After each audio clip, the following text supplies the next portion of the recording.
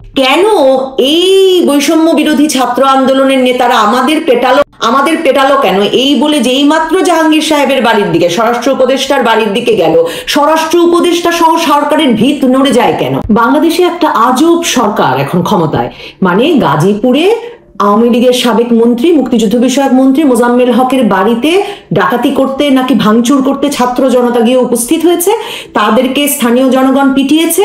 এটা এখন সবচেয়ে বড় জাতীয় উদ্বেগের কারণ হয়ে দাঁড়িয়েছে। স্বরাষ্ট্র উপদেষ্টা, যাকে এতদিন ধরে এই যে মববাজি চলছে দেশে পাওয়া যায় নাই, যিনি ঘুমাচ্ছিলেন যখন ঢাকার প্রাণকেন্দ্রে 32 নম্বরে 2 দিন 2 রাত ধরে আগুন জ্বললো, বুলডোজার দিয়ে ভাঙা হলো, তারপর রড কাটা হলো, কোনো ডিস্টার্ব উনি করেন নাই। কিন্তু সেখানে কেন উনাদের ছাত্র জনতা, মানে জাতীয় নাগরিক কমিটি, বৈষম্য বিরোধী ছাত্র আন্দোলনের ছেলেপেলে কেন আওয়ামী লীগ নেতার বাড়িতে গেল মাঝরাতে, সে খোঁজ না নিয়ে বরং সেখানে যাওয়ার পর কেন স্থানীয় জনতা তাদের পেটালো, সেই বিচারে এখন নেমে পড়েছেন স্বরাষ্ট্র উপদেষ্টা এবং সরকার ভীষণ উদ্বিগ্ন।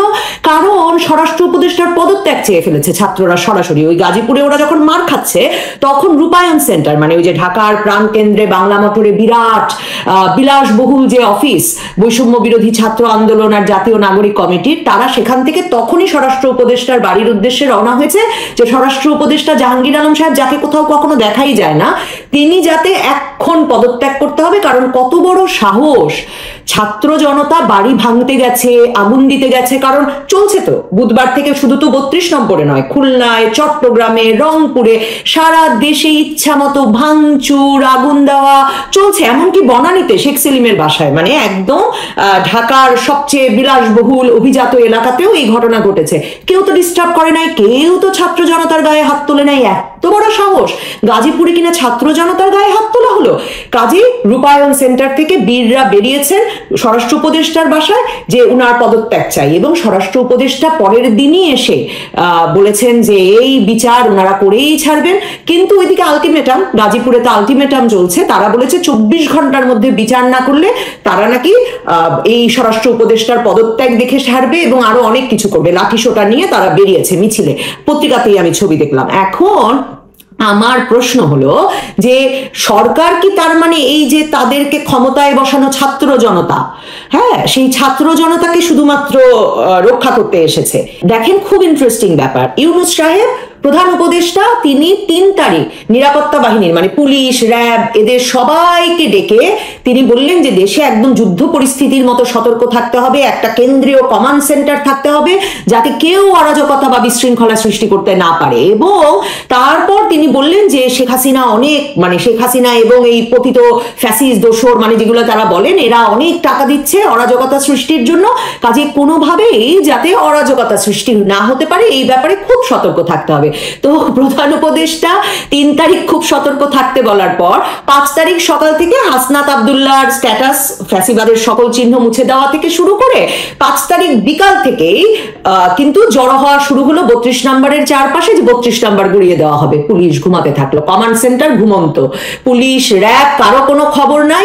এরপরে 2 দিন 2 রাত ধরে কি চললো তা তো আমরা দেখলাম। পুলিশ, র্যাব কি করছিল তা তো আমরা জানি না। সেনাবাহিনী পর্যন্ত গেল, গিয়ে তারা লেজ গুটিয়ে, মানে এমনই একটা দল পাঠালো যে তারা লেজ গুটিয়ে তাড়াতাড়ি চলে এলো, এবং সরকার একটা ব্যবস্থা করে দিল যে যাতে খুবই আরামে, খুবই নিরাপত্তার সাথে, খুবই নির্ভয়ভাবে 2 দিন 2 রাত ধরে শুধু 32 নাম্বার নয়, সারা বাংলাদেশে আওয়ামী লীগ নেতাদের বাড়িতে আবারও আগুন দেওয়া যায়, আবারও লুটপাট চালানো যায়, আবারও ভাঙচুর করা যায় এবং গুড়িয়ে দেওয়া যায়, মানে জমি শুদ্ধ যাতে শেষ পর্যন্ত আপনি লুট করে নিতে পারেন। এর পুরো ব্যবস্থাটা সরকার তার একদম নিজস্ব দেখভালে করলো, যেই দেখভাল 3 তারিখ করবার দায়িত্ব ডক্টর মোহাম্মদ ইউনূস নিজে নিরাপত্তা বাহিনীদের দিয়ে দিয়েছেন। তো 2 দিন পরে জেগে উঠে শুক্রবার দিন একটা বিবৃতিতে মিনমিন করে ইউনূস সাহেবের দপ্তর থেকে বলা হলো হাসিনা বা কারো সম্পত্তিতে কোন রকম আঘাত করা পছন্দ করছে না তত্ত্বাবধায়ক সরকার, মানে এমন একটা মিনমিনে ভাষা। এবং তারা 2 দিন পরে, মনে হলো যে পৃথিবীর অন্য কোনো গ্রহে, চন্দ্র গ্রহে বা মঙ্গল গ্রহে তারা ছিলেন, সেখান থেকে তারা বললেন না থাক, এই হাসিনা বা আর কারো সম্পত্তিতে এই আঘাত করাটা ঠিক মানে বাঞ্ছনীয় নয় টাইপের।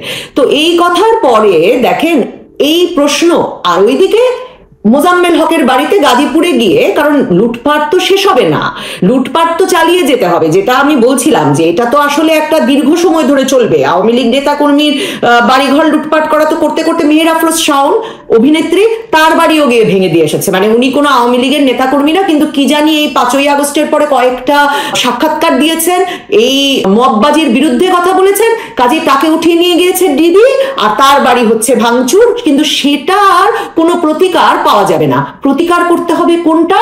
মোজাম্মেল হকের বাড়িতে গিয়ে উঠেছে ইউনূসের ছাত্র জনতা এবং তাদেরকে স্থানীয় জনগণ পেটাচ্ছে, কাজে এর প্রতিকার দেখতে হবে। ইউনূস সাহেবের ছাত্র জনতা ছাড়া আর কেউ কি গুরুত্বপূর্ণ? কেন এই বৈষম্য বিরোধী ছাত্র আন্দোলনের নেতারা আমাদের পেটালো কেন? আমরা আগুন দিতে গিয়েই না হয়েছিলাম, আমাদের পেটালো কেন এই বলে যেই মাত্র জাহাঙ্গীর সাহেবের বাড়ির দিকে, স্বরাষ্ট্র উপদেষ্টার বাড়ির দিকে গেল, স্বরাষ্ট্র উপদেষ্টা সহ সরকারের ভিত নড়ে যায় কেন? নড়ে যায় আমার মনে হয় প্রশ্ন করা জরুরি, ওই যে বৈষম্য বিরোধী ছাত্র আন্দোলন রূপায়ণ সেন্টারে অফিস দেওয়ার পয়সা কোথায় পায়? তারা সারা দেশে এই 6 মাসে নির্ভেজাল ভাবে কমিটি গড়ে তোলার টাকা কোথায় পায়? এই যে তারা সারা বাংলাদেশে পেটোয়া বাহিনী পেয়ে গেছে, যারা মিছিল করছে, আলটিমেটাম দিচ্ছে, এই নিয়োগ প্রক্রিয়া চালানোর টাকা তারা কোথায় পায়? আমাদের প্রশ্ন করতে হবে, ইউনূস সাহেবকে কে ফোন করে এনে কোন ছাত্র তাকে এই প্রধান উপদেষ্টার দায়িত্ব দিয়ে দিল? এই উপদেষ্টাদেরকে ইউনূস সাহেব কিভাবে বাছাই করলেন? তার মানে এই যে মেটিকুলাস ডিজাইনের কথা বলেছিলেন ইউনূস সাহেব, আমাদের তো বিশ্বাস করবার তাহলে কারণ আছে যে সেই মেটিকুলাস ডিজাইনের কোনো অংশ বা সম্পূর্ণ গল্পটি এই হাসনাত আব্দুল্লাহ, এই সার্জিস, এই মাহফুজ আলম, এই নাহিদ ইসলাম, এই আসিফ ভুইয়া এরা জানে বলেই এরা সরকারে ঢুকতে পেরেছে বা এরা সরকার হম্বিতম্বি করে বেড়াতে পারছে। এবং শুধুমাত্র এদের হম্বিতম্বি ছাড়া আর কারো কি হলো তাতে আসলে ইউনূস সাহেব বা কোনো উপদেষ্টার বা এই সরকারের কিচ্ছু আসে যায় না। তার মানে আপনার বাড়ি ভাঙচুর হবে, আপনার বাড়ি লুটপাট হবে, আপনার বাড়িতে আগুন দেবে, ওদের ইচ্ছা হলে ওরা দেবে। কিন্তু যেহেতু ওদের ইচ্ছার উপর ইউনূস সাহেবের ক্ষমতায় থাকা নির্ভর করে, কাজে তারা যা চাইবে সেটুকুর ব্যবস্থা করা ছাড়া, তারা যদি চায় আপনার বাড়িতে 2 দিন 2 রাত ধরে তারা ভাঙবে, আগুন দেবে, তারপর রড কাটবে, এরপরে রডের টুকরোগুলো নিয়ে যাবে, কিচ্ছু করার নেই আপনার, কারণ এই সরকার আসলে আপনার আমার সরকার নয়। দেখেন গাজীপুরে এই জাতীয় নাগরিক কমিটি এখন যে লাঠি কাঠের টুকরা এসব নিয়ে মিছিলে বেরিয়েছে, তো আরো কি আছে কে জানে, তো তারা বলছে যে সারা দেশে সকল আওয়ামী লীগ নেতাকর্মীর বাড়িঘর সিলগালা করে দিতে হবে 24 ঘন্টার মধ্যে। কিভাবে সম্ভব? আপনারা আওয়ামী লীগের এই 40% ভোট পাওয়া একটা রাজনৈতিক দলের সকল নেতা কর্মীর সকল বাড়ি ঘর আপনারা সিলগালা করে দেবেন, কারণ যাতে আপনারা নীরবে নিভৃতে আরামে গিয়ে লুটপাট করতে পারেন। তাহলে আসলে ইউনূস সাহেব যে যুদ্ধ পরিস্থিতির কথা বললেন 3 তারিখে, সেই যুদ্ধ পরিস্থিতি কার বিরুদ্ধে? উনার যুদ্ধ আওয়ামী লীগের নেতাকর্মী সমর্থকদের বিরুদ্ধে। তার মানে উনাদের যুদ্ধ সারা দেশে অরাজকতা সৃষ্টিকারীদের বিরুদ্ধে নয়, উনাদের যুদ্ধ সারা দেশে আওয়ামী লীগের রাজনীতিতে বিশ্বাসী মানুষের উপর, আওয়ামী লীগের নেতাকর্মীদের বিষয়ে।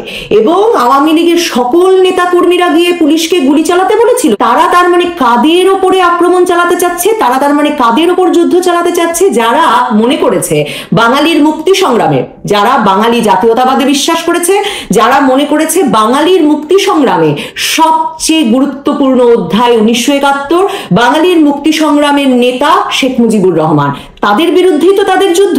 এই যুদ্ধ তাহলে প্রকাশ্য যুদ্ধ হওয়া দরকার, এই যুদ্ধ ঘোষিত যুদ্ধ হওয়া দরকার। তাহলে আপনি আসলে কি করতে চাইছেন? আপনি বাংলাদেশকে মুক্ত করতে চাইছেন। বাংলাদেশকে মুক্ত করতে চাইছেন কাদের হাত থেকে? যারা মুক্তিযুদ্ধকে বাঙালির মুক্তি সংগ্রামের কেন্দ্র বলে মনে করে। আপনি ইউনূস সাহেব তাদের থেকে বাংলাদেশকে মুক্ত করতে চাইছেন। আপনি বাংলাদেশকে মুক্ত করতে চাইছেন তাদের থেকে যারা সত্যিকার অর্থে একটি বৈষম্য বিরোধী, যেই 1972 সালের যে সংবিধানে, আমাদের বাংলাদেশের যে সংবিধানে লেখা ছিল, গণপ্রজাতন্ত্রী বাংলাদেশের যে সংবিধানে লেখা ছিল যে ধর্ম, বর্ণ, লিঙ্গ নির্বিশেষে সকলে সমান সুযোগ এবং অধিকার পাবে রাষ্ট্রে, সেই বৈষম্য বিরোধী সংবিধানকে আপনি তুচ্ছ করতে চাইছেন, বাতিল করতে চাইছেন। আপনার যুদ্ধ আসলে তাদের বিরুদ্ধে। আপনি